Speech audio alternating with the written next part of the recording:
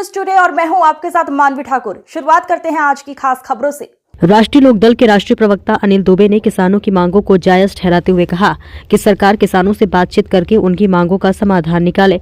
उन्होंने कहा कि प्रजातंत्र में सभी को अपनी बात कहने का अधिकार है। किसान अपनी जायज मांगों के लिए आंदोलन कर रहे हैं और सरकार को उनकी जायज सभी मांगे मान लेनी चाहिए।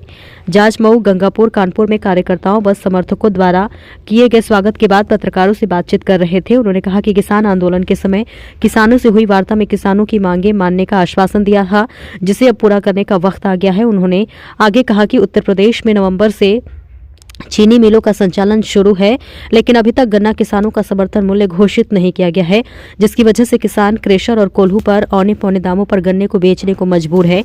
हमारी मांग है कि राज्य सरकार किसानों की बढ़ी हुई लागत को देखते हुए गन्ने का समर्थन मूल्य 400 रुपए प्रति क्विंटल घोषित करे। होता है। हम लोग सरकार के साथ अभी आए हैं और जब से हम आए हैं तब से किसानों के लिए, नौजवानों के लिए हमारे नेता ने कोशिश की है कि किसानों का जो है भला हो, किसानों का विकास हो, उनका उत्थान हो। तो फसलों का लाभकारी मूल्य मिल रहा है।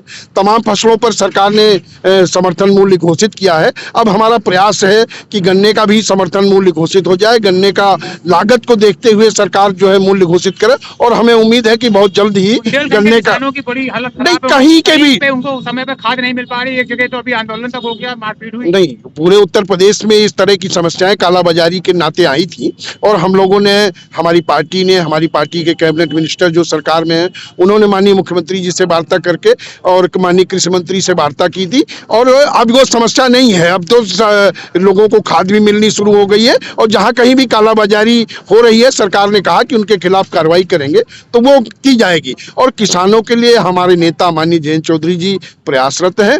किसानों के साथ हमारी पूरी पार्टी खड़ी है। पहले जब हम विपक्ष में थे तो हम आंदोलन करते थे, धरना करते थे, प्रदर्शन करते थे।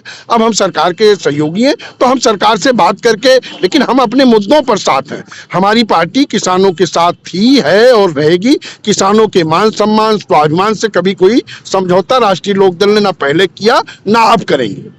संगठन के लिए क्या देखिए, संगठन की चुनाव के बाद पार्लियामेंट के चुनाव हो गए, उपचुनाव हो गए। अब हम संगठन में की समीक्षा, हमारे नेता, हमारे माननीय राष्ट्रीय अध्यक्ष जी ने कहा कि वो संगठन की समीक्षा होगी। जो भी सक्रिय लोग हैं जिन्होंने अच्छा उपयोग किया वो सब चीजें समीक्षा में आएंगी और जो निष्क्रिय है उसकी भी समीक्षा होगी। तो बहुत से मुद्दे हैं, उन सब मुद्दों पर पार्टी चल रही है, क्योंकि ये किसानों के लिए, देखिए 4 दशक तक कांग्रेस की सरकार रही है देश में, लेकिन उन्होंने कभी खेत का, खलिहान का, किसानों का मान सम्मान नहीं किया। मोदी जी ने किसानों के खेत खलिहान को सम्मान दिया। स्वर्गीय चौधरी चरण सिंह जी को भारत रत्न से नवाजा। आज पूरे देश में किसानों की नीतियों को अंगीकार किया जा रहा है, किसानों को उनका समर्थन मूल्य मिल रहा है और हम लोग ये चाहते हैं कि किसान की जो मांगे हैं वो सब पूरी हो।